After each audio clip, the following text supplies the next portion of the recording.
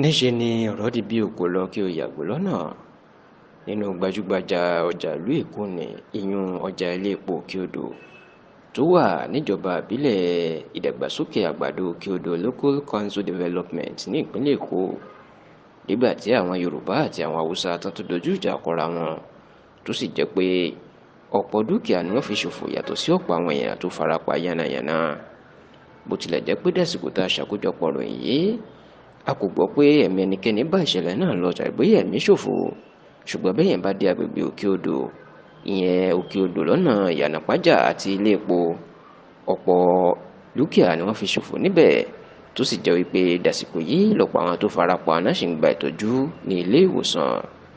Ǹjẹ́ kí ló fa ìjà Haúsá àti Yorùbá tuntun náà lẹ́kọ̀ọ́? Tẹlifíṣàn Yorùbá Tòótọ́ gbọ́ wípé ọ̀rọ̀ owó tẹ́tẹ́ kan ló máa dá ìjà sílẹ̀ lálẹ́ ọjọ́rú ìyẹn ọjọ́ Wednesday ọ̀sẹ̀ tá a wà nínú èyí tí í ṣe ọjọ́ àkọ́kọ́ ní oṣù karùn-ún. Tẹlifíṣàn Yorùbá Tòótọ́ gbọ́ pé ọmọ Haúsá kan ló ta tẹ́tẹ́ tó sì jẹ ẹgbẹ̀rún lọ́nà ọgọ́ta náírà 60,000 naira ṣùgbọ́n nígbà tó fẹ́ gba owó tẹ́tẹ́ tó jẹ ní ọ̀dọ̀ ẹni tó ti ta tẹ́tẹ́ tó jẹ́ ọmọ Yorùbá níṣẹ́ ni wọ́n ní ọmọ Yorùbá náà ló sọ fún pé òun yóò gba àbẹ̀tẹ́lẹ̀ ìyún ìṣàkọọ́lẹ̀ tó ń nu owó náà àti pé òun yóò yọ ẹgbẹ̀rún 2 náírà. Níṣẹ́ ni wọ́n ní Haúsá yarí pé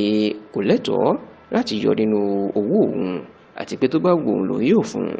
Ọ̀rọ̀ yìí ni wọ́n mà ní èṣù tapo sí tó sì dìjà láàrin àwọn méjèèjì. Níṣẹ́ ni àwọn Haúsá pàápàá àwọn tó ń wà lẹ́gbẹ̀ẹ́ ibi tó ń dalẹ̀ sí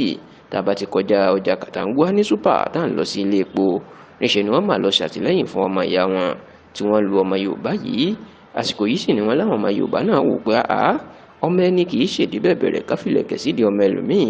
Níṣẹ́ ni wọ́n láwọn Yorùbá náà wọ́n ṣàtìlẹ́yìn fún ọmọ Yorùbá ọmọ ìyá wọn tí ìjà ètò ìṣe bẹ́ẹ̀ tó di tẹ̀lẹ́yàmẹ̀yà. Níṣẹ́ ni wọ́n ń fi àdá, ìgò, ọ̀bẹ àti nǹkan ìjà olóró iná fi ń kọlura wọn tí ọ̀rọ̀ sì di bí òkò lọ kí o yàgò àti ẹni orí yọ òdìlé